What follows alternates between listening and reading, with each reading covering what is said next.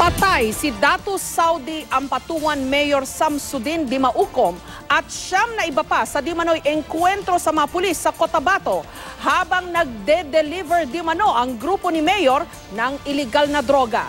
Dati nang pinangalanan ni Pangulong Duterte si Mayor Dimaukom na sangkot daw sa droga.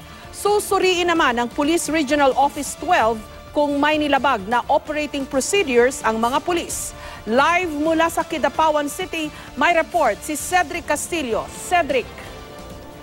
Yes, Jessica, nakatanggap daw ang Cotabato Provincial Police Office ng intelligence report na di umano ay posibleng mag-retaliate na di umano ang kampo ni Mayor Dimaukom matapos nga ang madugong insidente ngayong araw.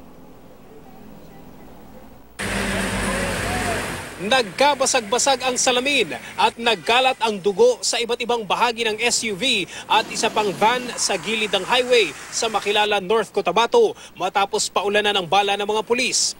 Hanggang sa bahagi ito ng isang puno, 2 tao ang taas. May tama ng bala ng baril mula sa engkwentrong naganap. 10 ang patay, kabilang ang kasalukuyang alkalde ng Dato Saudi Ampatuan, Maguindanao na si Mayor Samsudin Dimaukom.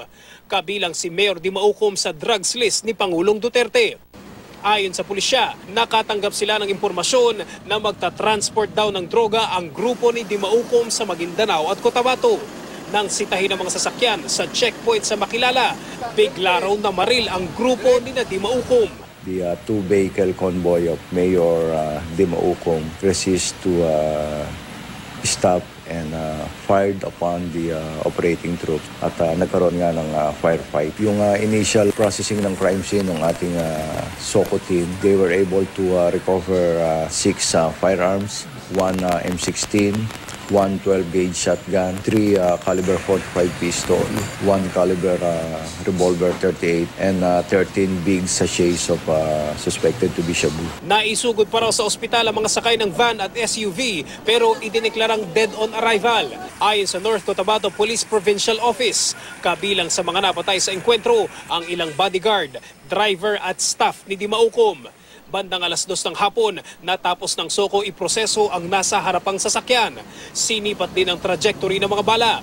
Bandang 3:00 ng hapon, nang isakay sa mga ambulansya mula sa Maguindanao ang ilan sa mga bangkay. Tumangging magbigay ng pahayag ang ilan sa mga kaanak na nakausap ng GMA News.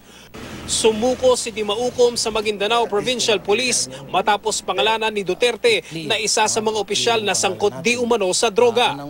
Ayon sa mga otoridad, 13 mga sachet ng hinihinalang shabu ang na-recover. Ayon kay Police Chief Superintendent Cedric Train, Regional Director ng Pro 12, walang nasaktan sa panig ng mga pulis. Pero tiniyak niyang susuriin din ang kanyang himpilan kung may nilabag na police operating procedures sa naturang operasyon. Marami naman tayong police operations dito at lahat ng operations ng ating kapulisan, tinitingnan din natin kung maayos ba yan, no? Naayon ba yan sa police operational procedures. Meron na tayong na-create na oversight committee para sa lahat ng mga nangyayari dito na police operations.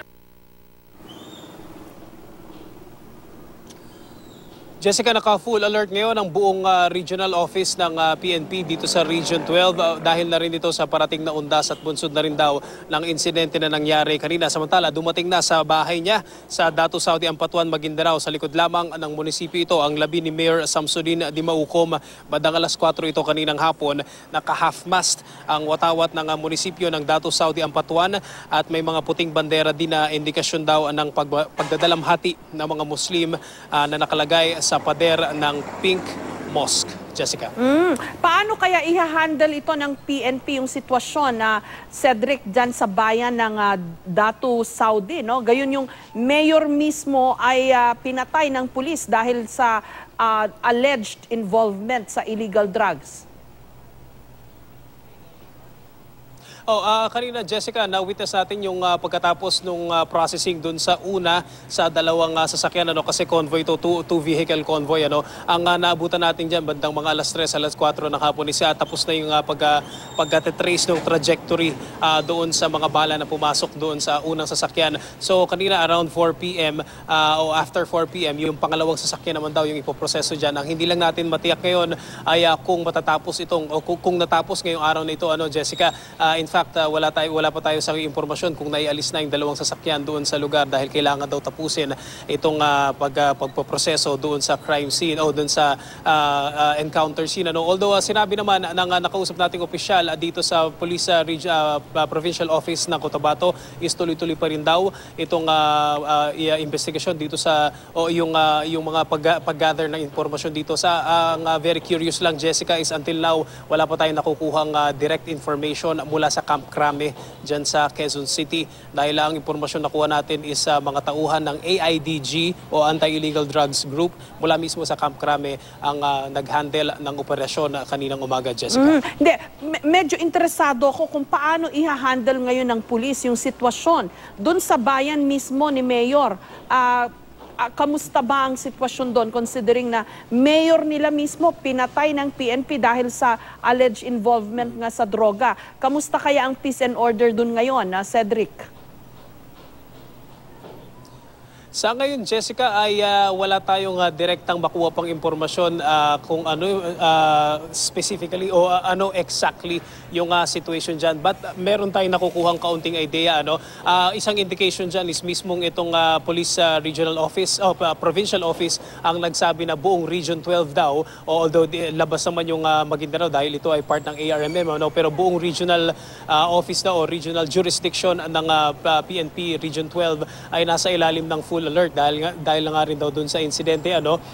May mga reports tayong namomonitor na doon sa area mismo sa Datu Saudi Ampatuan sa Maguindanao kung saan nandun yung Pink Mosque at saka nandun yung City Hall nila at yung bahay ni Mayor Dimaucom ay may naka-half mast at medyo malungkot yung mga tauhan niya at saka yung mga staff. May mga namomonitor tayong reports na hindi matanggap ng mga tauhan, ng mga kasamahan sa opisina at mga kaanak na di umano ay kasama sa illegal na drug trade si Mayor Dimaucom, Jessica. Cedric, ito as of now sabi mo hanggang wala pa ring impormasyon mula sa Camp Crame tungkol dito sa nangyaring insidente. Yung bang lahat ba ng sakay nitong dalawang sasakyan patay?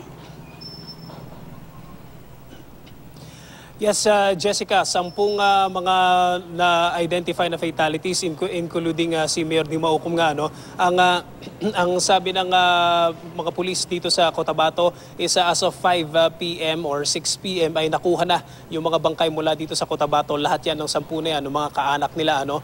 Walang survivor. At kanina ay nagpa-follow up din tayo dun sa mga contacts natin mula sa Camp Crame at saka yung news desk natin dyan sa Quezon City. Patuloy nating hiningan o fina-follow up yung impormasyon mula sa Camp Crame. What we know now, Jessica, is pinaghalo na composite team ng PNP Region 12 at saka ng AIDG mula dyan sa Camp Crame yung nag-operate o yung nag-set up ng checkpoint kaninang madaling araw dito sa Makilala, North Cotabato dahil sila yung may impormasyon na di umano ay itatransact o itatransport yung droga di umano mula sa Davao City papunta sa Maguindanao at sa Cotabato, Jessica. Doon sa alleged narco list, kung saan nakapangalan itong si Mayor Dimaucom, at in fact sabi mo sa yung report sumurrender pa siya.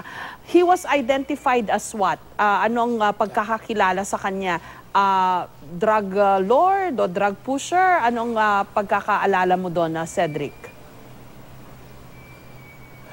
Ang naalala ko lang, Jessica, is drug personality. Yun yung naalala ko, Jessica. I can't remember specifically kung pusher o user. Pero what we know is doon sa 150 na mga pangalan na pinangalanan mismo ni Pangulong Rodrigo Duterte, doon sa second batch ng kanyang di umunay drug list ay nakasama siya si Mayor Dimaucom doon.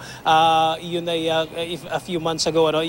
Kagabi doon sa Davao City, nakita natin yung makapal na listahan na yan, although hindi na nagpangalan si Pangulong Duterte ng bagong batch ng mga pangalan dyan. Pero yun nga, nabanggit natin, doon sa second batch na yan, doon sa 150 names, ay kasama si Mayor Dimaucom, Jessica. Maraming salamat sa iyo, Cedric Castillo.